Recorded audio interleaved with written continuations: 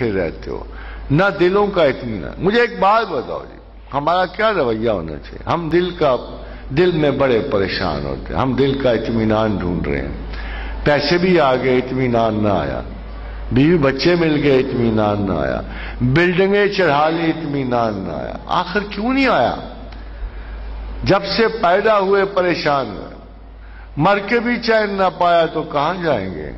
مرنے کے بعد بھی خوف اور ہراس کا عالم ہے، زندگی بھی خوف و ہراس میں گزر رہی ہے۔ اس کی کیا وجہ ہو سکتی ہے؟ اس کی وجہ یہ ہے کہ ہم اللہ پہ اعتبار نہیں کرتے۔ آپ کتنے بڑے مسلمان ہو، جب آپ کو اپنی خامی ہی نظر نہیں آ رہی تو آپ کیسے اطمینان پا سکتے ہو؟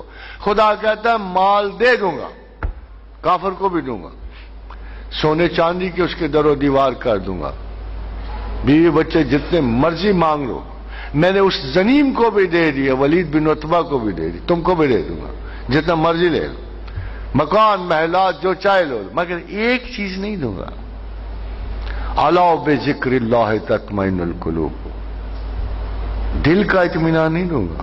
یہ سن لو، ہر چیز دے دوں گا، ہر آسائش دے دوں گا، ہر چیز دے دوں گا، مگر دل کا اطمینان نہیں دوں گا۔ الا بذکر اللہ تطمئن القلوب، میں اطمینان قلب تمہیں نہیں دوں گا۔ اس کے لیے ایک ہی چیز لازم کہ تم میری یاد میں رہو، میری یاد کے بغیر کوئی اطمینان نہیں۔ اور دیکھو خدا کہتا ہے، دیکھو تم عذاب و ثواب سے ڈرتے ہو، زندگی کی بلاؤں سے ڈرتے ہو، کشیدگیوں سے ڈرتے ہو، مالی افلاس سے ڈرتے ہو، گھریلو تلخیوں سے ڈرتے ہو، بچوں کے معاملات سے ڈرتے ہو، اور تمہارے ڈر ہی نہیں ختم ہوتے۔ اگر میں سارے جہان کی دولت دے دوں نا تمہیں، وَلَوْ أَنفَقْتَ مَا فِي الْأَرْضِ جَمِيعًا، ساری زمین کا مال خرچ کر، دو دلوں میں تم محبت تو ڈال نہیں سکتے ہو، یعنی محبت بھی اللہ ڈالتا، دل میں اطمینان بھی اللہ دیتا، اور بغیر اس کی یاد کے اطمینان آتا بھی نہیں ہے۔ اور آپ سارے مسلمان ہو، اور اطمینان قلب کے لیے آپ خدا کو یاد کرنا مناسب ہی نہیں سمجھتے، تو پھر آپ کو کہاں سے اطمینان ہے؟ پھر آپ کیسے مسلمان ہو؟ آپ کے اعتبارات کیسے ہیں؟ کیا خدا کے خلاف جانا اعتبار مذہب ہے؟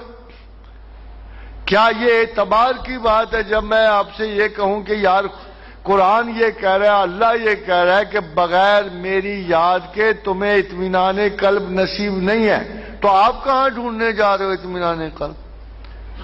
خدا کہہ رہا ہے فَإِنَّ الْعِزَّةَ لِلَّهِ جَمِيعًا، تمام عزت میرے پاس ہے۔ آپ کس سے ڈھونڈنے جا رہے ہو؟ آپ کس سے کیا کیا چیز ڈھونڈنے جا رہے ہو؟ آپ تعویذ داغوں میں ڈھونڈنے جا رہے ہو؟ آپ فتنے اور یعنی محاسن میں یہ چیزیں کیسے آپ فرق کر سکتے ہو جب آپ کو پتہ ہی نہیں ہے کہ قرآن کے واضح حکم کے خلاف آپ جا رہے ہو؟ تو پھر آپ کہاں سے چیزیں حاصل کرو؟ کیا اعتبار ہے یہ کیا دین ہے؟ یہ کون سا رنگ ہے جو آپ پہ چڑھا ہوا ہے؟ وہ تو کہہ رہا ہے صبغۃ اللہ ومن احسن من اللہ صبغۃ وَنَحْنُ لَهُ عَابِدُونَ، عبادت کرنے والوں پر تو اللہ کا رنگ چڑھ جاتا ہے، ہم پہ کون سا رنگ چڑھا ہوا ہے؟ شک و شبے کا، فتنہ پردازی کا، میل کچال کا، سود کا، جال سازی کا، فراڈ کا۔